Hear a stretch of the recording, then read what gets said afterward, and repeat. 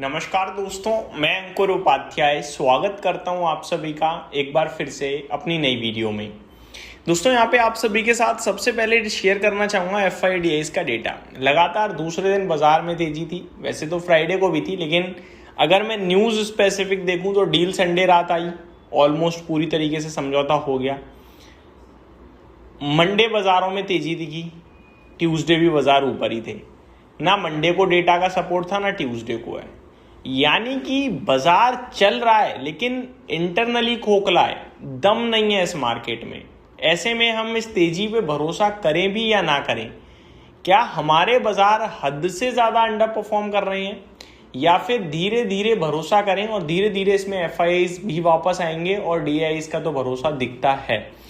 क्या करें क्या ना करें, ये बहुत ही मुश्किल सवाल हो गया है इस समय। मैं आप सभी को आज का डेटा बताना चाहूँगा। सबसे पहले कैश मार्केट में 750 करोड़ का बेचा है FIIs ने, यानी कि आप सब कुछ न्यूट्रल होने के बाद भी नहीं खरीद रहे हो।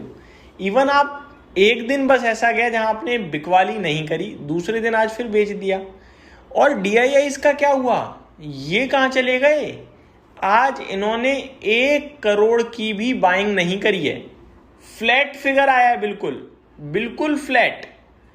तो डेटा तो ये कहीं से भी अच्छा नहीं लग रहा है। इंडेक्स फ्यूचर्स में 1782 करोड़ की बाइंग का फिगर है, जिसमें निफ्टी में खरीदारी हुई है 2100 करोड़ की और बैंक निफ्टी में 340 करोड़ की बिकवाली है। बट ये ठीक है, न्यूट्रल है, पॉजिटिव ही मानते हैं इसे।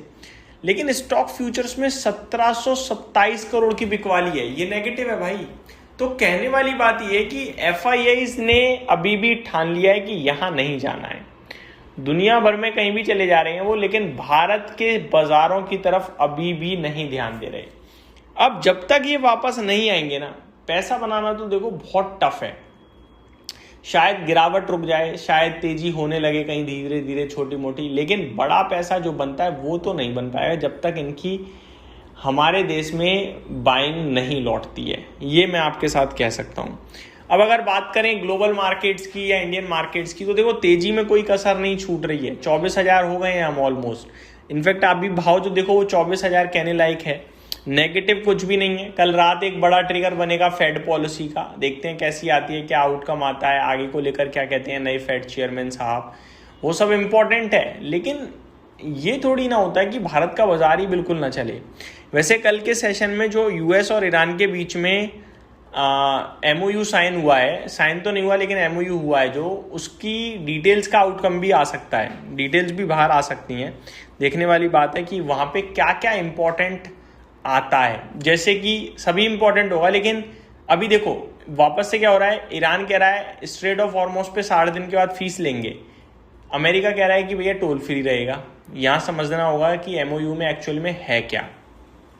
न्यूक्लियर वीपन्स, न्यूक्लियर प्रोग्राम को लेकर क्या आ रहा है वो देखना इंपॉर्टेंट होगा।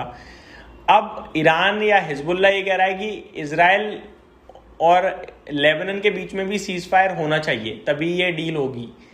और अमेरिका कह रहा है कि इनकेस अगर इजराइल लेबनान या हिजबुल्ला पे टारगेट कर भी देता है तो डील पे फर्क नहीं पड़ेगा, डील रहेगी, लेकिन मैं वहाँ पे बोलूँगा कि ये सब नहीं होना चाहिए। तो चीज़ें अभी भी कुछ हैं जो मिस वर्ड्स हैं, मिस मैच है, लेकिन अगर डील की डिटेल आती हैं तो हमें समझना आसान रहेगा, जो कि कल तक आ जानी चाहिए। अब बढ़ते हैं आगे। अभी करंट सिचुएशन में निफ्टी जहाँ पे खड़ा है वहाँ से 24,200 ऊपर का लेवल दिखता है और 23,800 नीचे का।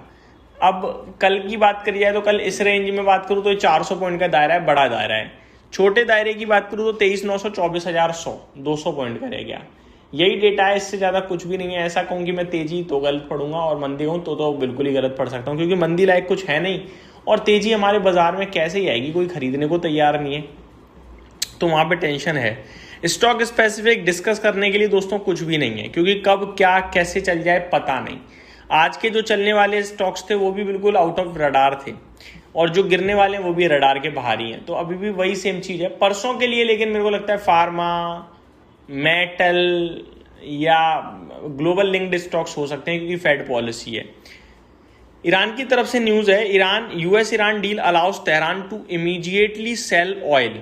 तो ये बड़ी खबर है ईरान के लिए कि ईरान अपना तेल बेच सकता है, US ने अलाउ कर दिया है। बड़ी बात है, ईरान के ऊपर से सैंक्शन हटा एक तरीके से, तो ये ईरान के लिए काफ़ी पॉजिटिव होगा। स्विस फॉरेन मिनिस्ट्री ने कहा है US Iran potentially US Iran MOU signing currently scheduled for 19 June at the बर्गन stock in central Switzerland. तो ये डिटेल्स आ रही हैं। 19 तारीख को जो साइन होनी है डील वो शेड्यूल हो गई है 19 जून के लिए, जैसा कि हमें सभी को पता ही है। तो ये अपडेट आते हुए दिख रही है।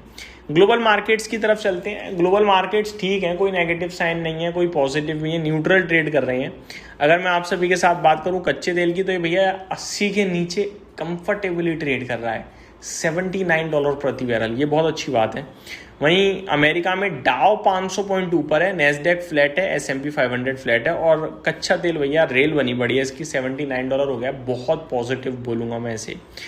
अगर बात करें यूरोप के मार्केट्स की, तो फिट्सी माफ़ कीजिएगा, हाँ जी, फिट्सी की बात करूं तो ये ऊपर है 0.6%, डेक्स फ्लैट है, कैक की बात करूं तो ये 0.75% ऊपर है। अमेरिका में 3 मार्केट बिल्कुल फ्लैट हैं, 3 इंडेक्स जैसे नेस्डेक हो गया, नेस्डेक हो गया, रसेल 2000 और S&P 500, लेकिन डाउ में 500 पॉइंट से ज़्यादा की तेजी है। तो ये पूरे के पूरे मार्केट्स का हाल मेरी तरफ से। उम्मीद करता हूँ डिटेल जानकारी पसंद आई होगी। Thank you so much for watching this video. Good night guys.